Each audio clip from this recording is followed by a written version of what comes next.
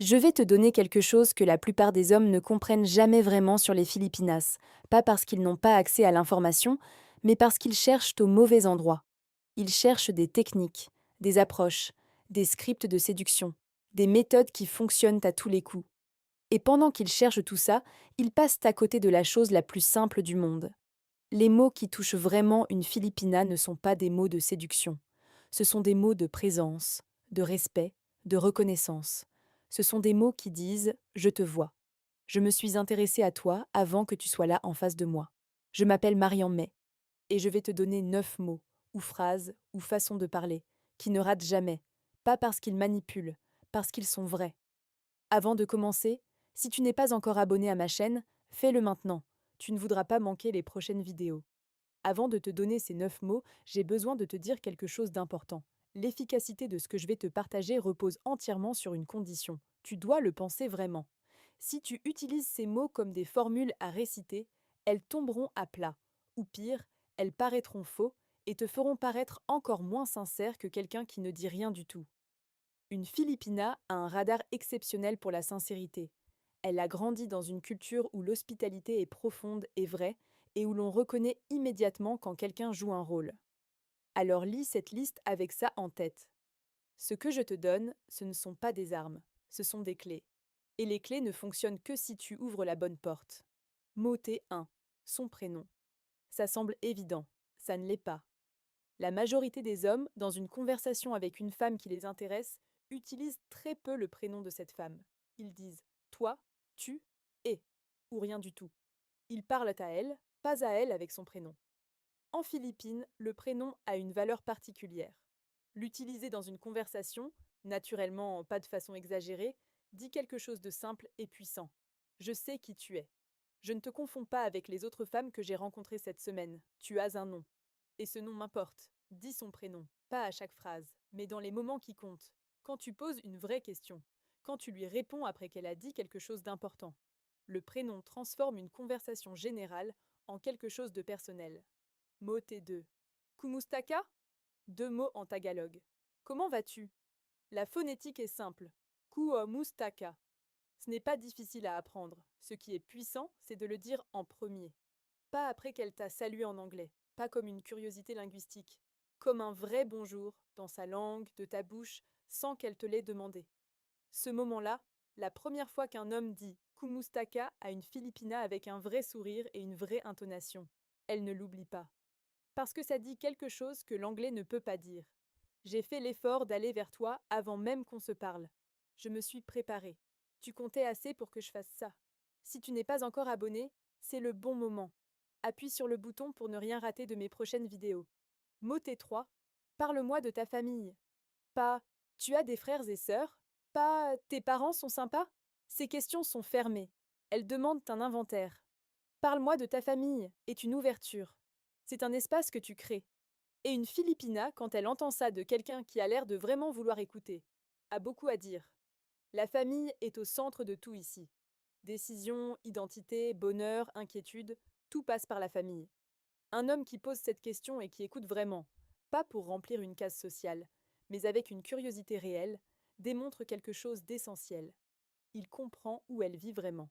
Pas dans son appartement, dans son cercle de proches.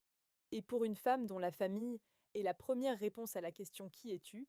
Être vue là, être comprise là, c'est une des choses les plus touchantes qu'un homme puisse faire. Moté 4. Je me souviens que tu m'as dit. C'est peut-être le plus puissant des 9. Et c'est aussi le plus simple à expliquer. Il prouve que tu l'as écouté, pas que tu l'as entendu, que tu l'as écouté. Les deux sont différents. Je me souviens que tu m'as dit que ta sœur allait passer ses examens. Elle a réussi? Je me souviens que tu m'as parlé de ce restaurant à Cebu que tu adores. Tu y es retourné? Des détails qui montrent que ce qu'elle dit ne disparaît pas dans le vide, que tu le stockes, que ça t'a marqué, que tu y repenses. Dans une culture où tant d'hommes passent sans vraiment voir ce qui est là, cette forme de mémoire active est une déclaration. Elle dit ⁇ Tu m'importes assez pour que je me souvienne. Sois honnête avec moi. Lequel de ces mots tu penses utiliser en premier? Dis-le-moi dans les commentaires. Je lis tout. Mot T5. Tu avais raison. 3 mots, le contraire de l'ego. Et pour un homme qui est sincère quand il les dit, ils ont un effet presque magique. Tu avais raison sur ce restaurant. C'était incroyable. Tu avais raison de me dire de prendre plus de temps avant de décider. Tu avais raison, j'aurais dû écouter. Une Filipina est habituée à des hommes qui ont besoin d'avoir raison, qui réinterprètent les situations pour garder le dessus, qui ne reconnaissent jamais qu'elle a vu juste avant eux. Quand un homme dit sincèrement Tu avais raison, il lui offre quelque chose de rare, la confirmation que son jugement compte, que son intelligence est vue et reconnue. Ce n'est pas de la faiblesse, c'est une forme de confiance en soi qui permet de voir les autres clairement. Et une femme qui rencontre un homme capable de dire Tu avais raison, en le pensant, c'est qu'elle a trouvé quelqu'un de rare. Moté 6, je ne vais nulle part. Pas comme une promesse de relation à long terme, comme une déclaration de présence dans l'instant. Je ne vais nulle part, dit à une femme qui a été habituée à des hommes qui disparaissent, et aux Philippines, cette habitude est commune, qu'elle n'a pas à gérer la peur de la perte en ce moment, qu'elle peut se permettre d'être là, vraiment là, parce que toi tu l'es aussi. Ce mot fonctionne particulièrement bien dans les moments où une conversation devient sérieuse, où elle partage quelque chose de lourd, où elle semble hésiter entre s'ouvrir et se protéger. Je ne vais nulle part, dit. Tu peux continuer. Je suis là. Mot 7. Maganda. Beau en tagalog. Pas you're beautiful. Tout le monde dit ça. Pas même tu es belle en français, même si c'est touchant.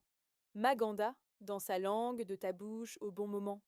Le bon moment n'est pas quand tu la rencontres pour la première fois et que tu veux créer une impression. Le bon moment, c'est un moment ordinaire. Elle est en train de rire de quelque chose. Elle vient de finir de te raconter une histoire. Elle est là, simplement là, sans chercher à être belle. Et tu dis Maganda.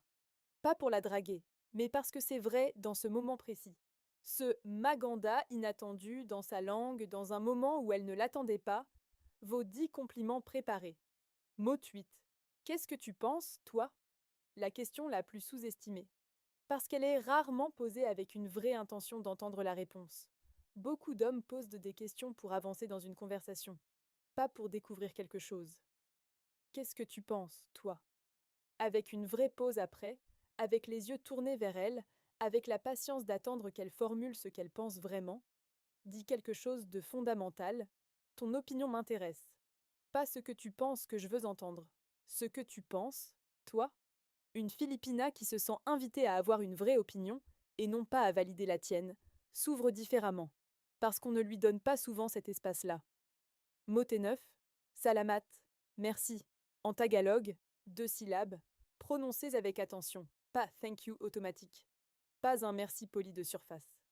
Salamat, dans sa langue, regardant la personne pour quelque chose de précis. Salamat pour ce soir? Salamat pour ce que tu m'as dit tout à l'heure. Salama d'avoir été là. Un merci sincère dans sa propre langue dit plusieurs choses à la fois. J'ai appris quelque chose pour toi. Ce que tu m'as donné ce soir mérite une reconnaissance réelle. Et je suis quelqu'un qui reconnaît ce qu'il reçoit. Ce dernier mot est souvent le plus oublié. Les hommes commencent bien. Ils font l'effort du kumustaka, du prénom, de l'écoute. Et à la fin, ils laissent la soirée se terminer sans rien dire de vrai. Salamat est la façon de terminer avec la même sincérité que tu as mise au début. Ce que ces 9 mots ont en commun, regarde ces 9 mots ensemble. Qu'est-ce qu'ils partagent? Chacun dit, d'une façon ou d'une autre, tu es une personne réelle à qui je m'intéresse vraiment.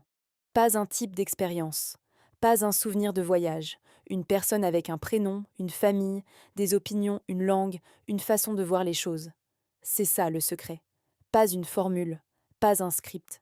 C'est la décision de traiter une femme comme quelqu'un qui mérite d'être vraiment vu. Et cette décision se traduit en mots, des mots simples, des mots appris, des mots du quotidien, qui, ensemble, disent en quelque chose qu'aucune technique de séduction ne peut simuler. Ces vidéos me prennent énormément de temps à préparer, en dehors d'un travail à temps plein. Si tu les trouves utiles, abonne-toi à ma chaîne et laisse un like, c'est le meilleur signal que tu peux envoyer à l'algorithme. À très bientôt dans la prochaine vidéo.